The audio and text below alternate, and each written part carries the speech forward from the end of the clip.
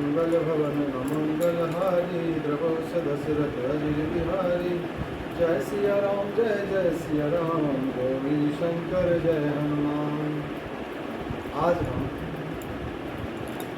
सुंदरकांड का 21वां अध्याय से अर्थ सुनेंगे।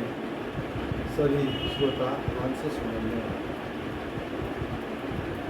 लंकापति रावण ने कहा, हे वानर, तू कौन है?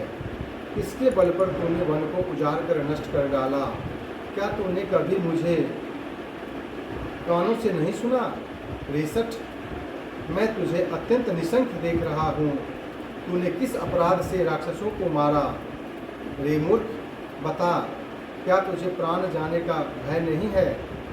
हनुमान जी ने कहा, हे रावण, सुन, जिनका बल पाकर माया संपूर्ण ब्रह्मांडों के समूहों की रचना करती है, जिनके बल से हे जगदीश ब्रह्मा विष्णु महेश सृष्टि का सृजन पालन और संहार करते हैं, जिनके बल से सहस्र मुख फनों वाले शेष जी पर्वत और वन सहित समस्त ब्रह्मांड को सिर पर धारण करते हैं, जो देवताओं की रक्षा के लिए नाना प्रकार की देह धारण करते हैं, और जो तुम्हारे जैसे मूर्खों को शिक्षा देने वाले हैं, जिन्होंने शिव जी के कठोर धनुष को तोड़ डाला और उसी के साथ राजाओं के समूह का गर्भ चूर्ण कर दिया, जिन्होंने खर, दूषण, त्रिशरा और बाली को मार डाला, जो सब के सब अतुलनीय बलवान थे, जिनके लेस मात्र बल से तुमने समस्त चराचर जगत को जीत लिया, और जिनका प्रिय पत्नी को तुम चोरी से हर लाए हो।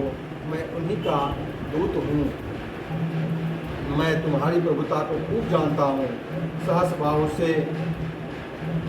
बाहु से तुम्हारी लड़ाई हुई थी, और बाली से युद्ध करके तुमने यश प्राप्त किया था। हनुमान जी के मार्मिक वचन सुनकर रावण ने हंसकर बात टाल दी। हे राक्षसों के स्वामी, मुझे भूख लगी थी, इसलिए मैंने फल खाए और वानर स्वभाव के कारण वृक्ष तोड़े। हे निशाचर के मालिक, ये सबको परम प्रिय है। मार्ग पर चलने वाले दुष्ट राक्षस जब मुझे मारने लगे, तब जिन्होंने मुझे मारा उनको मैंने भी मारा। उस पर तुम्हारे पुत्र ने मुझको बांध लिया, किंतु मुझे अपने बांधे जाने की कुछ भी लज्जा नहीं है। मैं तो अपने प्रभु का कार्य किया चाहता हूँ।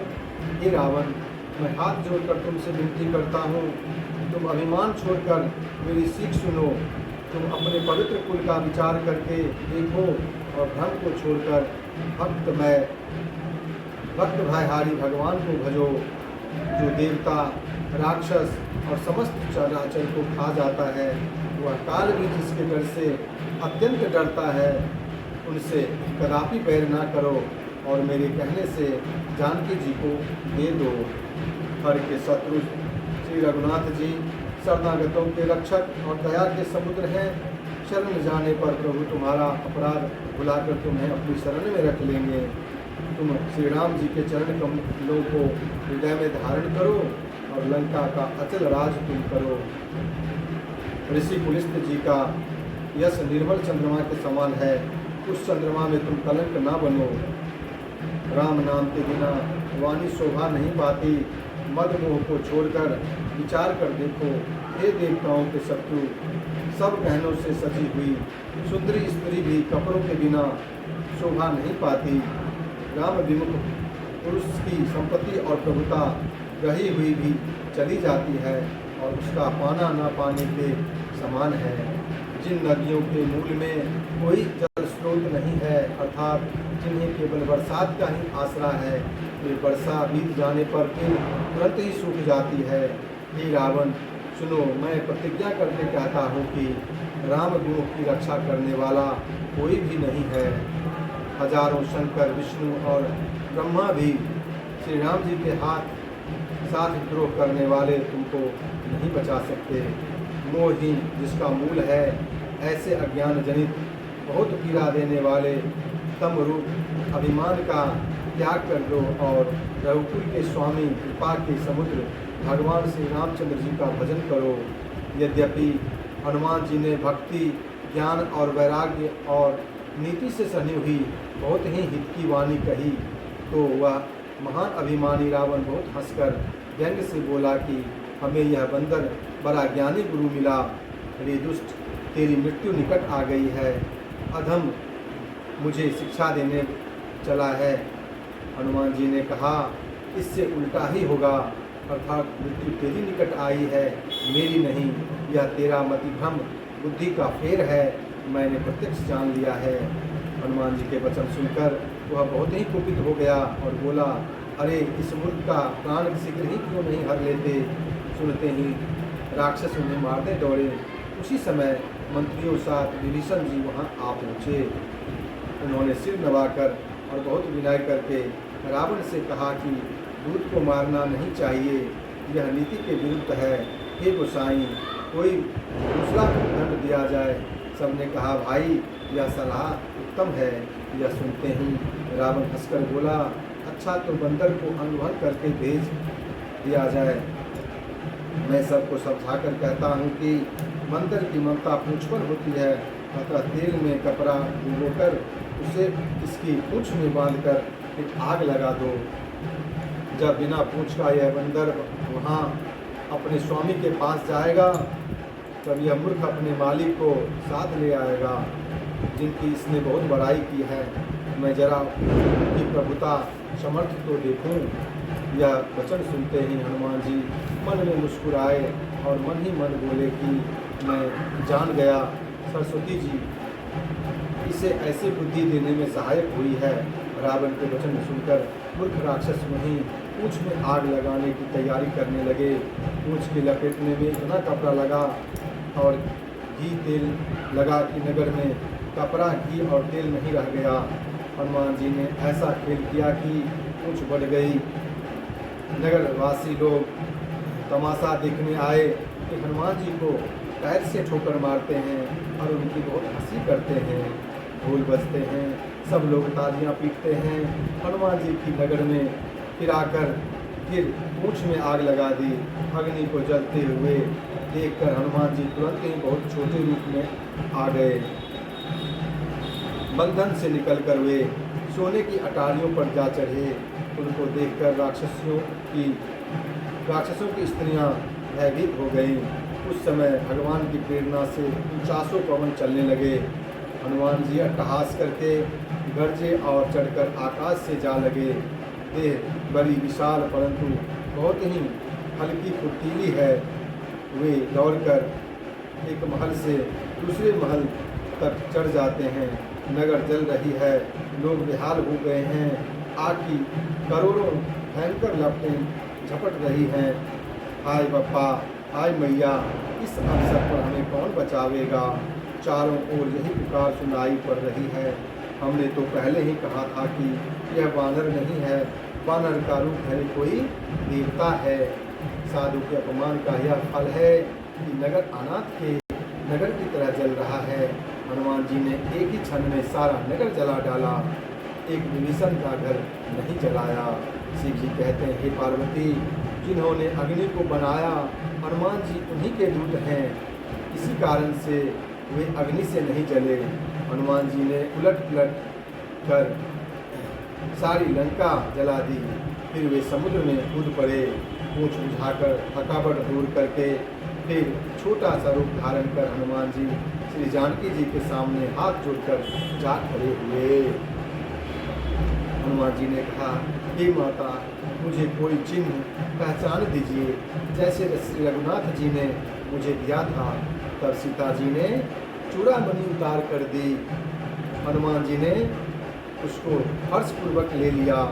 जानकी जी ने कहा, हे तात, मेरा प्रणाम निवेदन करना और इस प्रकार कहना, हे प्रभु, यद्यपि आप सब प्रकार से पूर्ण काम हैं, आपको किसी प्रकार की कामना नहीं है, तथापि तीनों दुखियों पर दया करना आपका विरध है और मैं दीन हूँ। अतः उस विरध को याद करके हे नाथ, मेरे भारी संकट को दूर कीजिए। हे तात, इंद्रपुत्र जयंत की कथा सुनाना और प्रभु को उनके बाण का प्रताप समझाना, स्मरण कराना। यदि महीने भर में नाथ ना आए तो फिर मुझे जीती ना पाएंगे।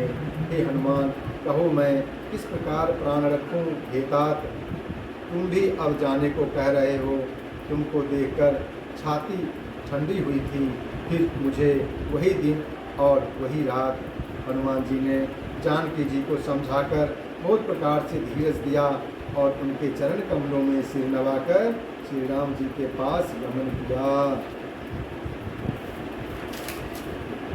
चलते समय उन्होंने महाध्वनि से भारी गर्जना किया, जिसे सुनकर राक्षसों की स्त्रियों के गर्भ गिरने लगे। समुद्र लांघ कर वे इस पार आए और उन्होंने वानरों को किलकिला शब्द हर्ष ध्वनि सुनाया। हनुमान जी को देखकर सब हर्षित हो गए और तब वानरों ने अपना नया जन्म समझा।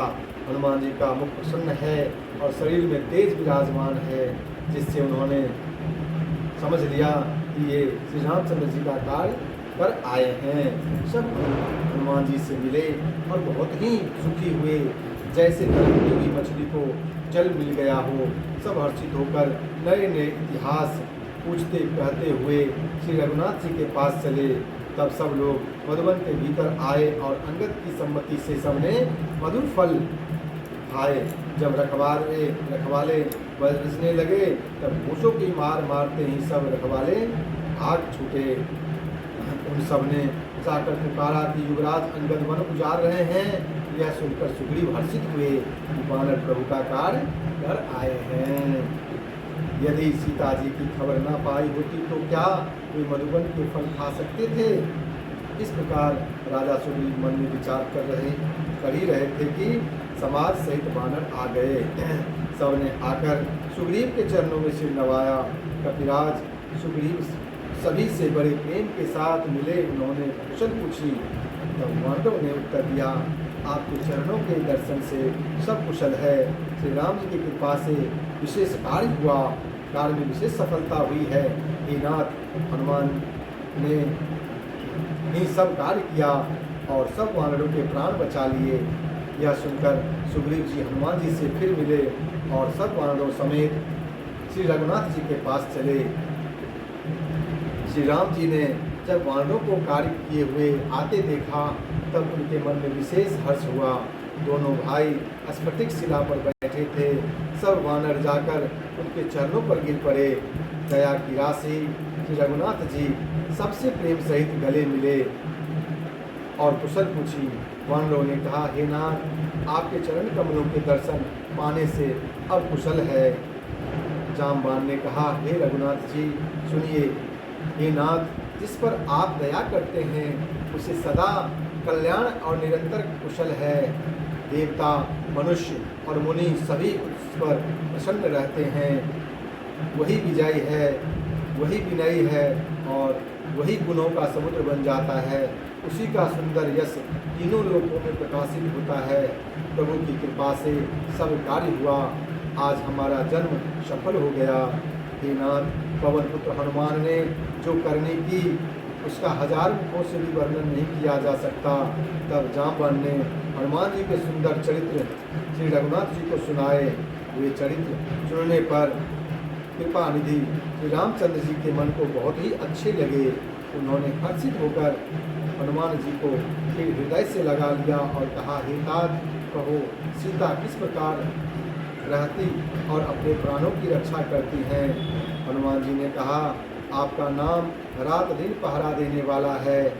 आपका ध्यान ही निवार है। नेत्रों को अपने चरणों में लगाए रहती हैं, यही ताला लगा है। फिर प्राण जाए तो इस मार्ग से।